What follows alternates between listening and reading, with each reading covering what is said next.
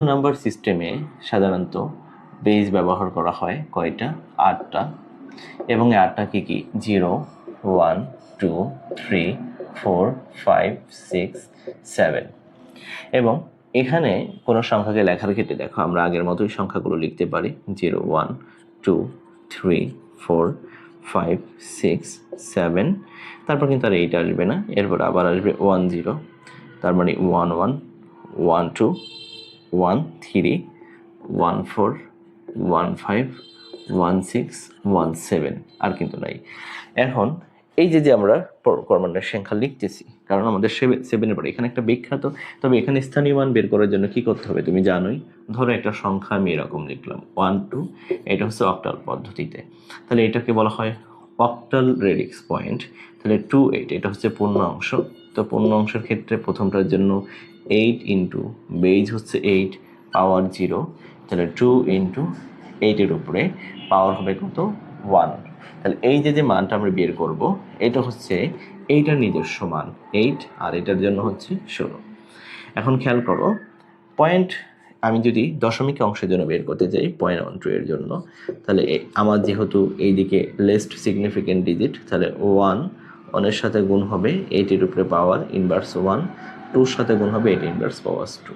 এখন আমি যে এই সংখ্যাগুলোকে যোগ করে বসাই দিই, তাহলে সেটা আবার ডেসিমেলে চলে যাবে, কিন্তু জাস্ট এই মানগুলো হচ্ছে কি তার নিজস্ব স্থানীয় মান। গেল অক্টাল পদ্ধতির ক্ষেত্রে।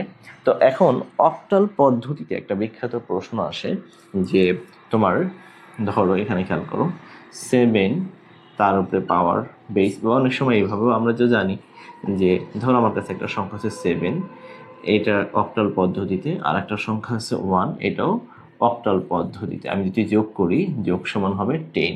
কোন পদ্ধতিতে? অক্টাল পদ্ধতিতে।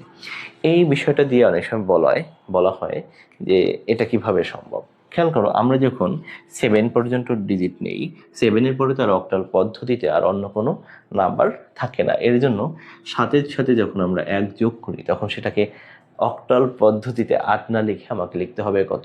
10। অক্টাল পদ্ধতিতে সেটাকে 8 না লিখে কত লিখতে হবে? 10 লিখতে হবে। একইভাবে তোমার এখানে অনেক সময় প্রশ্ন এরকম আসে, যেমন ধরো 9, বেজ হচ্ছে 10, তার সাথে আমি যদি 10 এভাবে যোগ করি, তাহলে সেটা হবে কত? 10, 10 ভিত্তিক। তাহলে এটা হচ্ছে তোমার ডেসিমেল, এটা হচ্ছে অক্টাল। এখন খেয়াল করো, যদি তোমাকে অনেক সময় এরকম কোনো নাম্বার দেয় যে হেক্সাডেসিমেলে, হেক্সাডেসিমেলে সবার শেষের ডিজিটটা সেটা হচ্ছে এফ হয়, এফ। এটা ধরো হেক্সাডেসিমেলে আছে, তার সাথে আমি যদি 1 যোগ করি, তাহলে এখানে হবে 10 হেক্সাডেসিমেল পদ্ধতিতে। তো এই যে বিষয়টা, যে কোনো কিছুর সাথে আমরা, এটা যদি অক্টাল পদ্ধতি হয় তাহলে এটা সমান 10, ডেসিমেল হলে এটা 10, আর হেক্সাডেসিমেল হলে এটা সমান 10। এই 3টা প্রশ্ন অনেক সময় খুবই পরীক্ষায় দেয় ক্ষয়ের জন্য, এটা একটু খেয়াল রাখবা যে এটা কেন, কিভাবে সম্ভব। তার মানে এটা হেক্সাডেসিমেলে 16-র পরে তো আর এর পরে তো আর ডিজিট নাই, তারপরে রিপিট করে কি আসবে? 10 চলে আসবে।